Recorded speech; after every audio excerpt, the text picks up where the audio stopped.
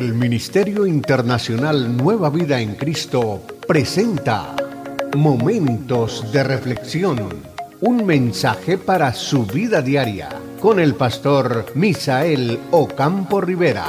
Bienvenidos.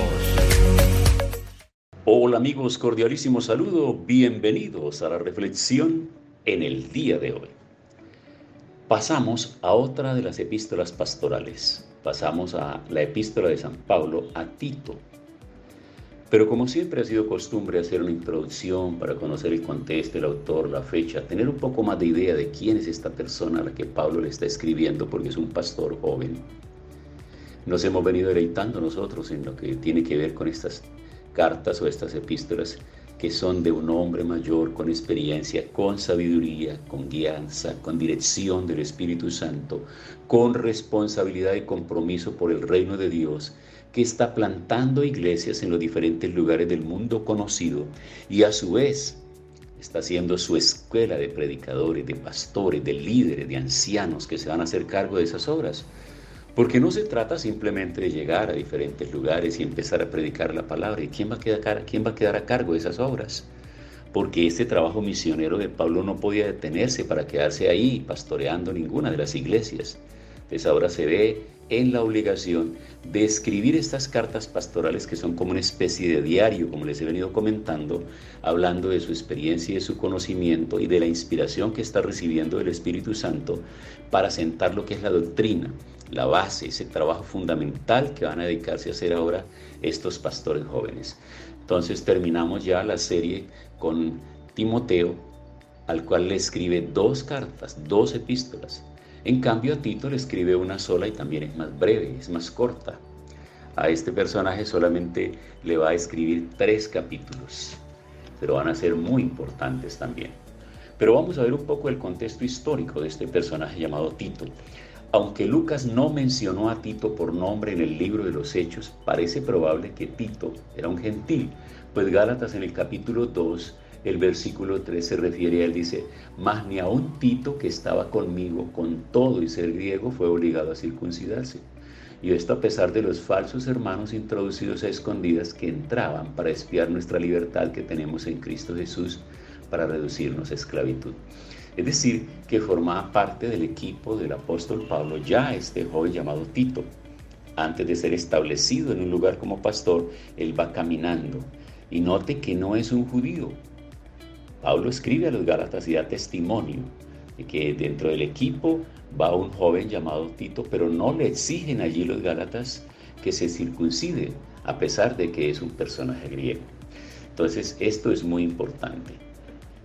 Por eso dice, y parece probable que Tito era un gentil, conoció y pudo haber sido llevado a la fe en Cristo por Pablo, antes o durante el primer viaje misionero del apóstol. Más tarde Tito ministró durante un periodo de tiempo con Pablo en la isla de Creta y fue dejado atrás para continuar fortaleciendo la obra.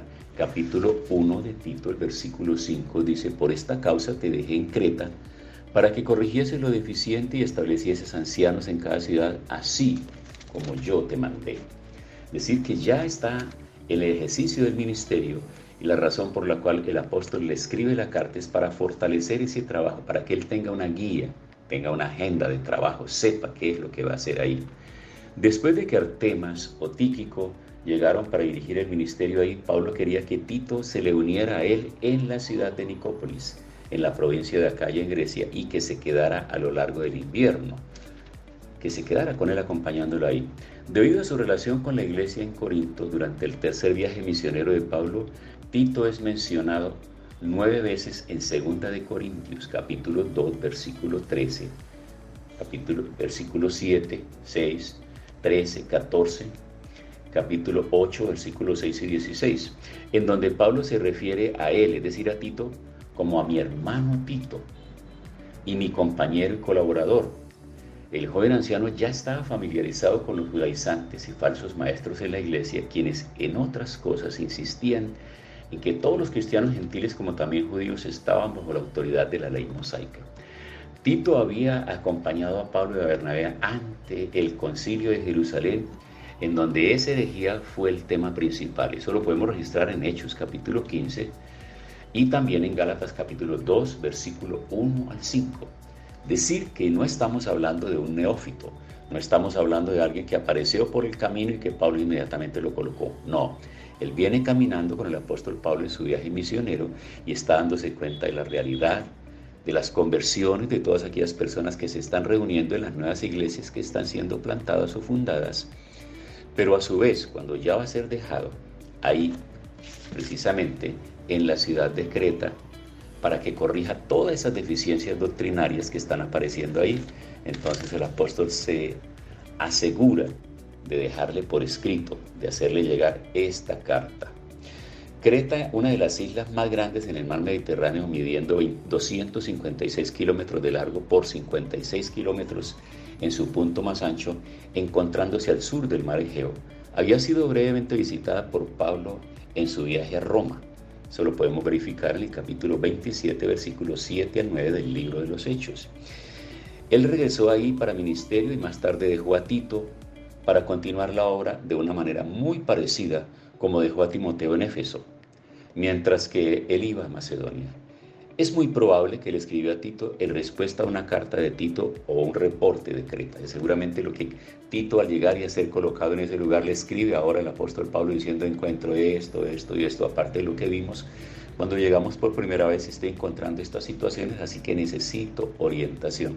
Es lo normal de los pastores jóvenes cuando asumen un compromiso para tomar una obra. Ningún pastor joven que está siendo colocado para iniciar por primera vez un trabajo ministerial sabe cómo hacerlo, porque la experiencia que él pueda traer es la que ha visto hacer a sus pastores, o en el caso de aquellos pastores jóvenes que apenas están ingresando al ministerio y cuya experiencia es una experiencia en el trabajo particular o secular, como llamamos nosotros, su trabajo de empresa, de oficina, de lo que sea. El trabajo en el ministerio y en la obra de Dios es completamente diferente, amigos. Esto no tiene unos horarios establecidos. Estos son 24/7, 365. Tenemos que estar pendientes porque la figura es la del pastor. Así que la membresía, los fieles y los que asisten, la figura son ovejas. Y las ovejas son consideradas unos animales supremamente nobles, pero demasiado torpes, que no ven el peligro, que no analizan, que no olfatean el peligro, sino que están interesadas solamente en dos cosas: en encontrar pasto y encontrar agua. Y muchas veces el deseo de encontrar ese alimento y esa bebida los lleva exactamente al lugar donde están los depredadores. Así que el trabajo del pastor, lo que estamos entendiendo aquí con este trabajo que se toma el apóstol Pablo para guiar a estos pastores y darles como una ruta, una carta a seguir, un manual de lo que ellos deben hacer y de trabajar. Recordemos que con Timoteo fue muy explícito hablando de las diferentes maneras como debía trabajar a las personas y tratarlas por sus edades, por su género, por su condición de ser un hombre joven, y cómo debía trabajar a los mayores, cómo debía tratar a los hombres, a las mujeres mayores, a las mujeres jóvenes, cómo debía tratar a las diferentes viudas, porque las clasificó, las estratificó de acuerdo a su condición de edad y a toda la forma de pensar de ellas, el actuar de ellas, y las responsabilidades de los familiares de las viudas. Fue amplio ese tratado, esa instrucción que le dio a Timoteo fue amplia. Entonces ahora a Tito él le está hablando acerca de la necesidad, le está respondiendo seguramente esta necesidad que él tiene allí en Creta. Y tal como las dos cartas de Pablo a Timoteo, el apóstol da aliento y consejo personal a un joven pastor quien, aunque bien entrenado y fiel, enfrentó oposición continua por parte de hombres impíos dentro de las iglesias en las que ministró. Tito tenía que comunicar ese aliento y consejo a los líderes que tenían que establecer en las iglesias de Creta. Por eso él no está solo ahí, él va a tener también su equipo, y este es el trabajo multiplicador. Pastores, mensajeros de esperanza, líderes de Dios, más que tener nosotros hombres capacitados, necesitamos hombres capacitadores que sean capaces de transferir el conocimiento, la experiencia y la unción a otros líderes jóvenes que se están formando. Esa es la razón por la cual el reino de Dios no ha carecido de ministros en todos estos 2000 años, en todos estos siglos que han transcurrido, porque siempre ha habido esos hombres que han estado transfiriendo su conocimiento, su sabiduría, su unción, su dirección, y que están dejando ese legado, están escribiendo, están anotando, están aconsejando y están orientando a quienes asumen el compromiso a partir de un momento que son colocados ahí. Por eso él escribe Pablo, siervo de Dios y apóstol de Jesucristo, conforme a la fe de los escogidos de Dios y el conocimiento de la verdad, según la piedad, en la esperanza de la vida eterna, la cual Dios, que no miente, prometió desde antes del principio de los siglos, y a su debido tiempo manifestó su palabra por medio de la predicación que me fue encomendada por mandato de Dios nuestro Salvador. Toda esa dedicatoria y toda esa introducción a Tito, verdadero hijo en la común fe, gracia, misericordia y paz de Dios, Padre, Salvador de nuestro Señor Jesucristo. Mire, recordemos esto, el saludo es similar en todas las epístolas. Él está deseando gracia. La gracia es la que nos permite abrir espacio y encontrar que la gente nos quiere recibir, nos recibe con alegría, con gozo, están dispuestos a atendernos.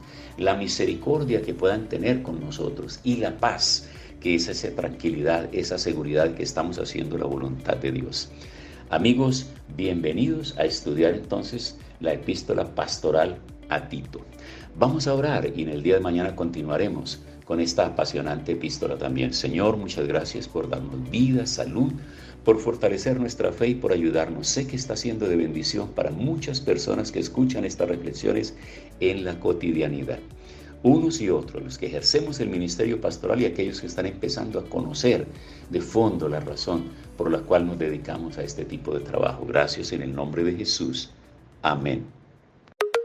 Hemos disfrutado de un gran momento de reflexión con el pastor Misael Ocampo Rivera. Un mensaje lleno de amor, esperanza y felicidad para tu vida. Los invitamos a compartir este mensaje con sus amistades y en sus redes sociales.